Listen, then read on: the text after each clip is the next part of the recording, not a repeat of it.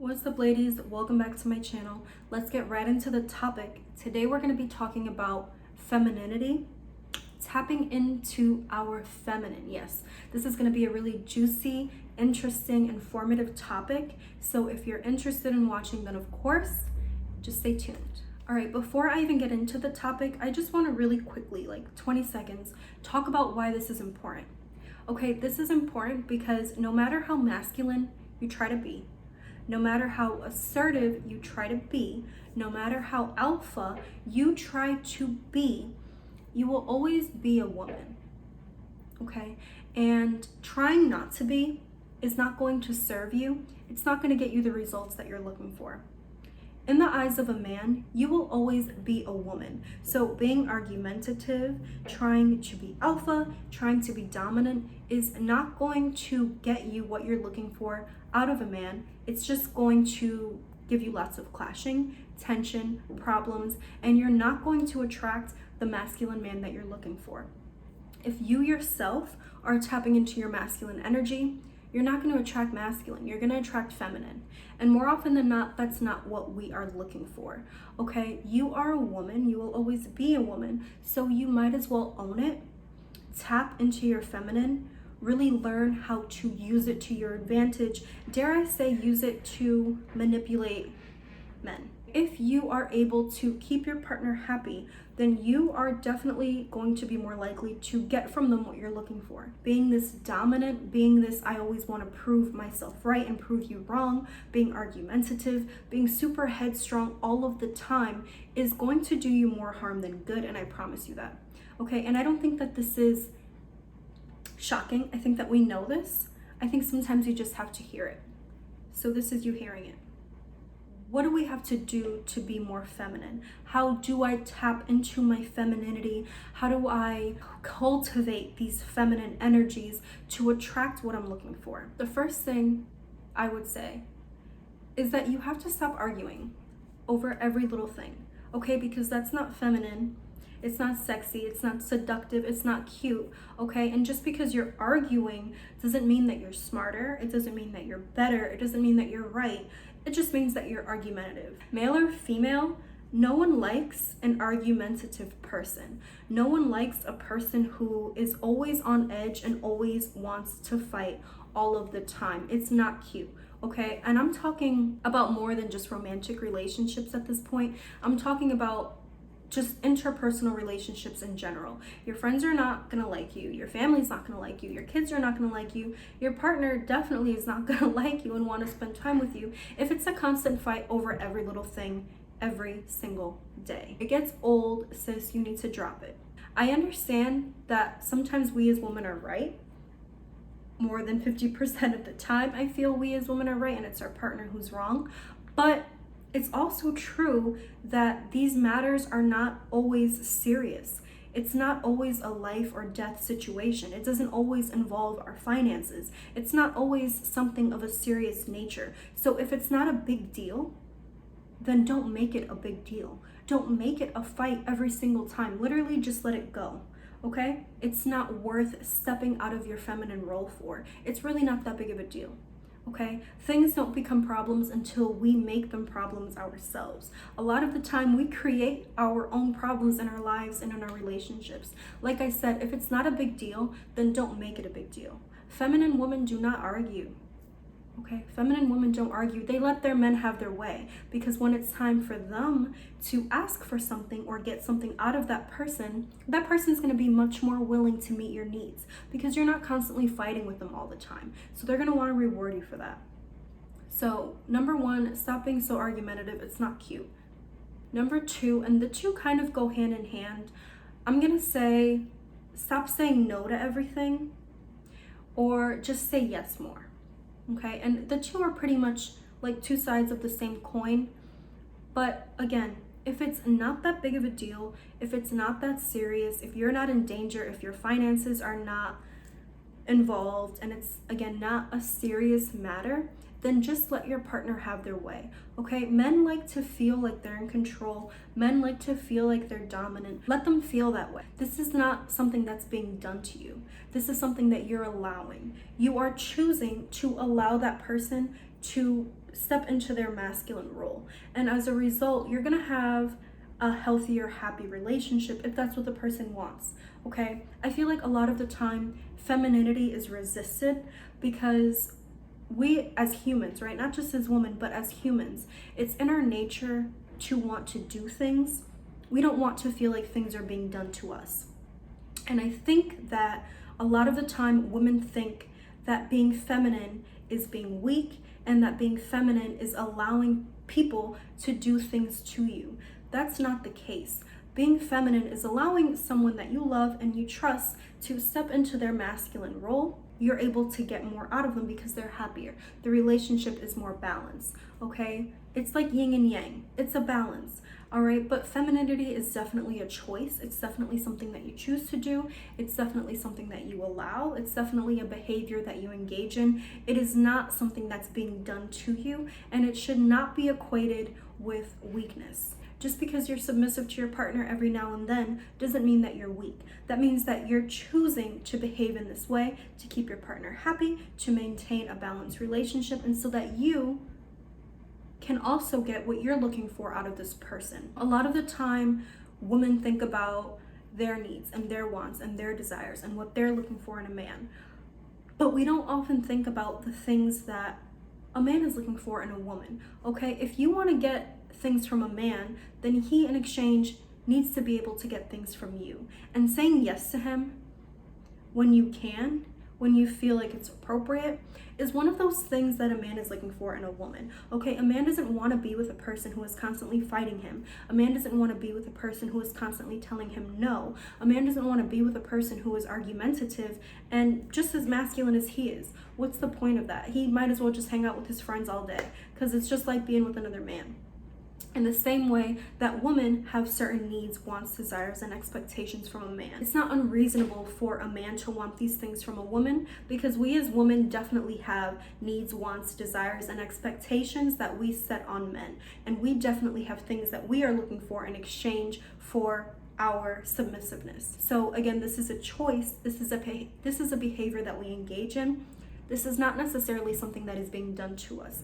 And I think that once you kind of have that switch go off in your head, you're able to see femininity and masculinity in very different ways. And again, you're able to kind of play with your energies a little bit more and manipulate them a little more to get what you're looking for out of a relationship. It's not just about your needs being met, it's also about your partner's needs being met. And not fighting with him all the time and not trying to be level to level with his masculinity is something that a man is going to be looking for in a woman, period, point blank. Masculine and masculine, that's going to clash. There needs to be a balance. And I'm not saying that you put your needs on the back burner, and I'm not saying that you don't exist as a person. That is absolutely not what I'm saying. So I just want to make that very clear. This is about balance. All right, the next thing that I'm going to say is body language, tone of voice, just your being, your essence. Femininity, some people have more of it than others, but it's definitely a conscious effort that you have to make. When you are trying to attract a partner, when you're trying to maintain a partner, you definitely want to keep how you sound and how you look in mind. It's very important. This can be a touchy subject, but it is what it is, okay? Let's talk about the elephant in the room. Let's call a thing a thing. The way you look matters. The way you sound matters. If you are talking in a really annoying pitched voice, if you are constantly talking over people, if you are not allowing people to speak, if you're just constantly yapping and going on and on and on and not giving people room to breathe and be, that's going to be annoying. If you are sitting in a very masculine way, it just doesn't seem like you're in touch with that goddess within. It seems much more like, you belong in some kind of a war movie or something like that. You're looking like one of the soldiers. That's what your body language is giving. That's what your tone of voice is giving. That's what your vibe is giving. Then that's not being feminine, okay? You want to be the opposite. You want to think about, what would a fairy look like? What would a fairy sound like? How would a fairy be sitting right now, right? A princess, a goddess, Venus. That's what you want to go after. That's what you're trying to achieve. That's the goal. You're not trying to be, one of the characters in Troy or in 300. All right, you don't want to be masculine. And masculinity is not just about your behavior, but it's also about just your being, your essence. All right, the way you sit, the way you talk, the way you walk, the way you move. All of that plays a role. What goes hand in hand with this is your appearance, literally taking care of yourself. Okay, I'm not saying that you have to have long acrylic nails to be feminine, but your nails should be groomed. Okay, I'm not saying that you have to have long acrylic toenails, but again, sis, your toes should be done. Like, you should be taking care of yourself. I'm not saying that you have to go through your full skincare every single night, but you should wash your face at least and take your makeup off. When you get out the shower, you should put lotion on. Make sure that your skin stays soft and that you're smelling good at all times, that you're taking care of yourself. Number one, this is self-care. This is very important to us, for us. Okay, this is how we show respect for ourselves. I'm worth the time, I'm worth the effort, I'm worth the money, right, that it takes or that it costs, whatever it is, to maintain myself, my person, my being. Okay, I am worthy of this, I'm deserving of this. When I take a shower, I take an extra 5 minutes to scrub my feet. You know what I'm saying? When I get out the shower, I take an extra 5 minutes to lotion up. I always comb my hair after I shampoo and condition it. I make sure that I can shampoo and condition regularly. All of these things help build our confidence, our self-esteem. They validate our worth.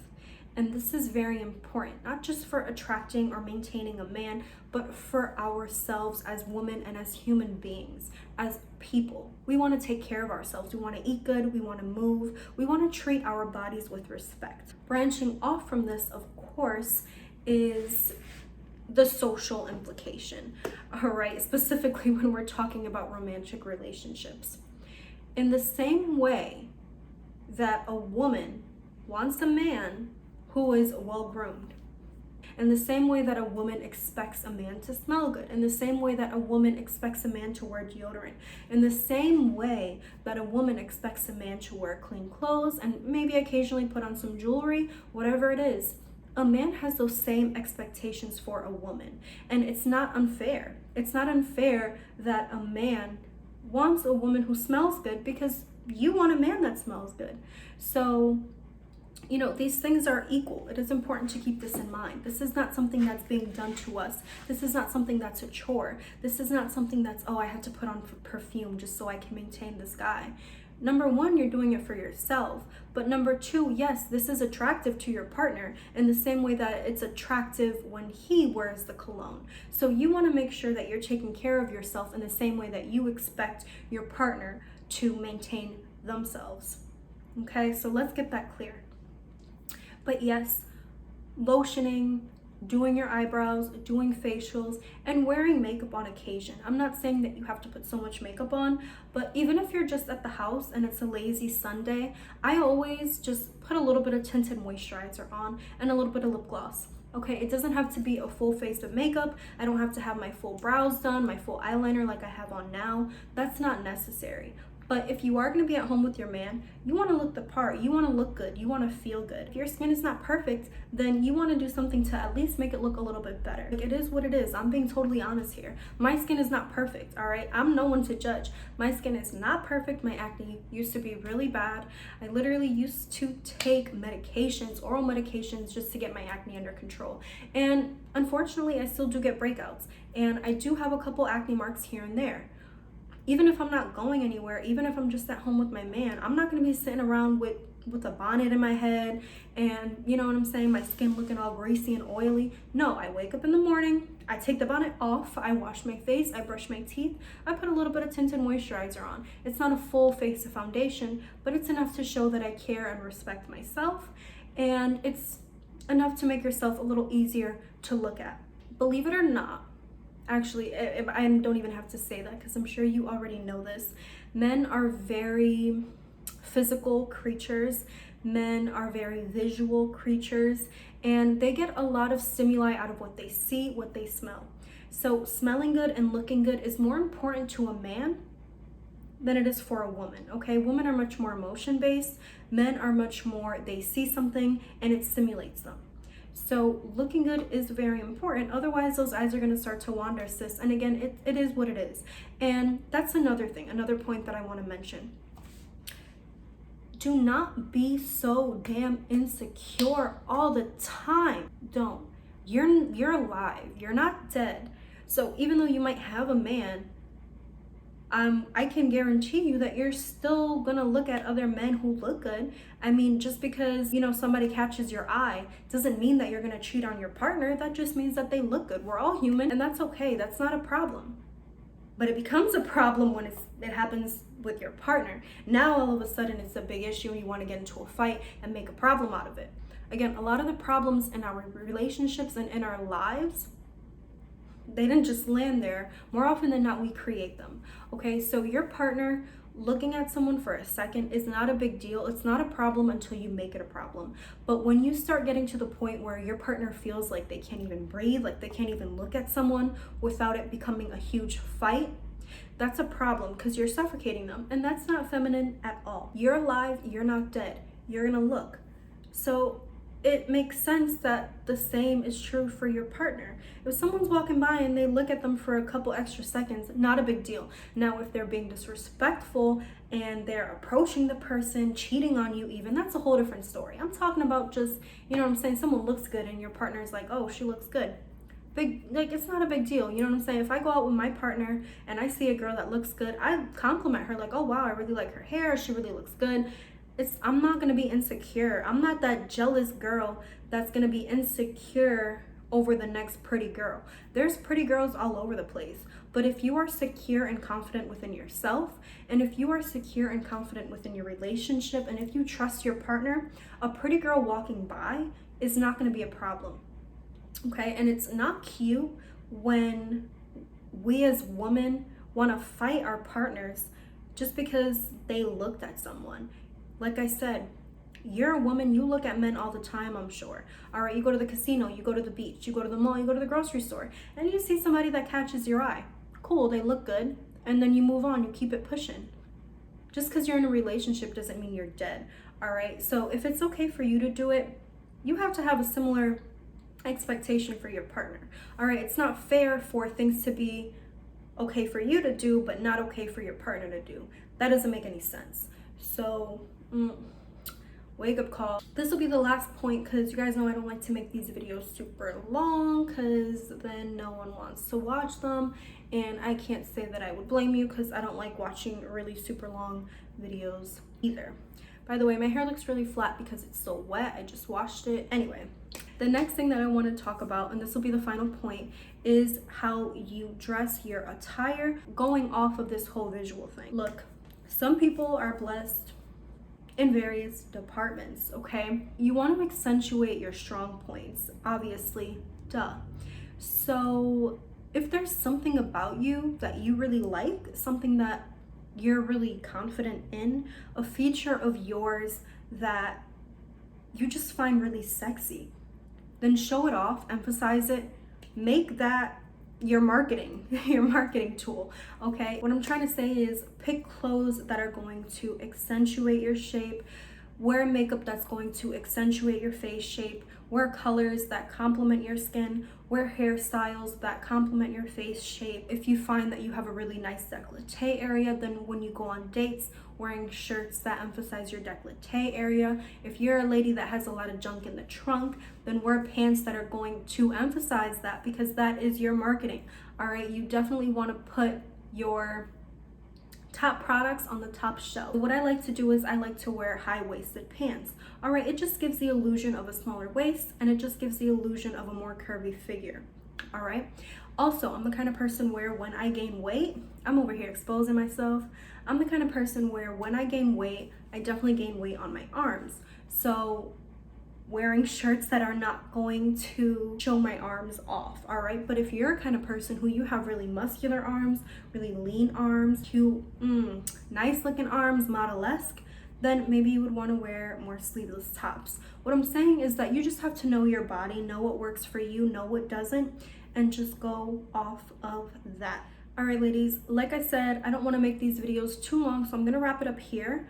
But there's so much more to be said about this. So if you guys are interested in this topic and if you'd like to learn more about this topic, then comment down below. If you have any other video requests for me, also comment down below. Don't forget to like, comment, and subscribe, of course. And stay tuned for our next video. You guys know I post at least once a week. All right, guys, talk to you soon. Bye.